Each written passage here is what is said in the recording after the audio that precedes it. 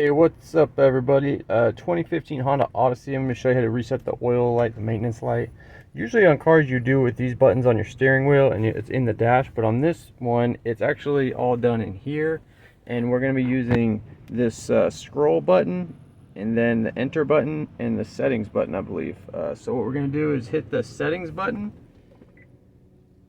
and then you'll use that scroll knob to go to vehicle settings, hit the enter button,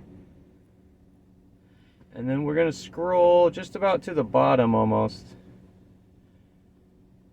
Down, down, down to maintenance reset. It's all the way on the very bottom. Hit enter. And then where it says oil life 70% reset, let's push enter and hold it.